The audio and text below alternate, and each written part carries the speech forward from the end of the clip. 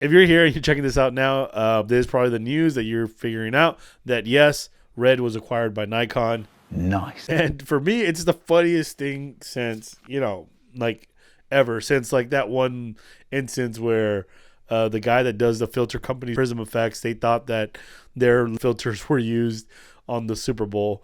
Cool filters, by the way. It wasn't, and so, it is kind of funny because you don't get a lot of drama or those kinds of things in the film world. Every once in a while, you'll hear stuff like somebody suing someone. Usually it's Red suing everybody else because of their Red codec. And and I'm sorry, I'm a little stuffy because, there's something going around. I just don't know what it is. And, I don't wash my hands, so things happen. Ultimately, I'm having fun on the internet, on Instagram. People are kind of like crying about it. They're saying, oh no, Red's with Nikon now. And these are people who have been like Red fanboys forever. They love Red to death. And, they're always making fun of people using Nikon. And now, technically, their Red is a Nikon. And I think that's one of the things that you kind of have to take lightly here in this industry is that, dude, you never know who's going to be acquired by who. Vitek literally owns like every single brand, including, Small HD, O'Connor, Satchler. Like, oh, I want to get a tripod from this company. Yeah. Oh, it's like all these four companies that I love are owned by one conglomerate.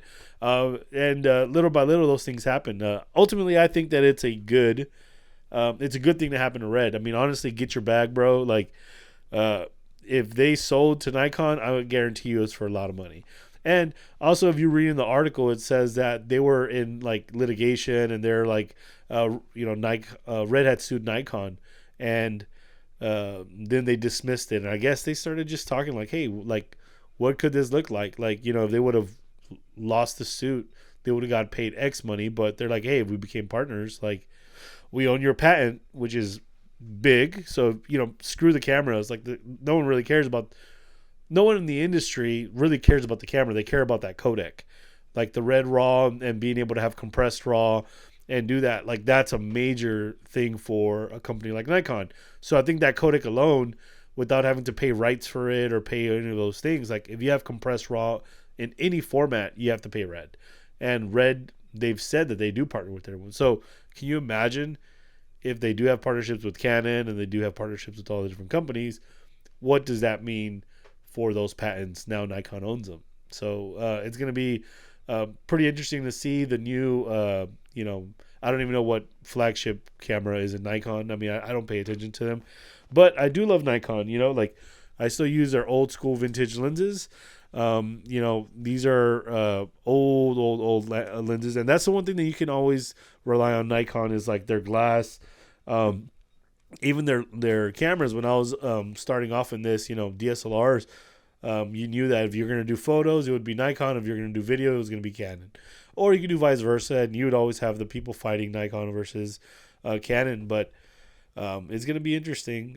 So if you're breaking your head over all this and crying about Red getting their bag and going to Nikon, like like chill out a little bit, I guess, because you never know. I mean, dude, they might be acquired by someone else, and that's the name of the game. It's happening all over the industry now. You can see like the MGM merger. We're talking about distribution and TV stuff, dude. They're like literally merging again. Like they've already merged 4 times, and they might have to pay like $100 million suit, $100 million fine just to merge again. So, like I said, don't be surprised if you're going to see more mergers in the next 2 years, because this is really the only way that most of these companies, this is one of those ways that most of these companies can pay those debts and, just become profitable. And that's pretty interesting, right? All right. Well, if you're tripping out, well, I'm sorry for you. But have fun, man. The cameras are awesome. They're still good. Check them out. And I'm pretty excited to see what Nikon's going to do. I mean, am I going to get one? I don't know. Maybe. I mean, it depends if the pricing is good and if the quality is great. So, yeah. All right. Later, homie.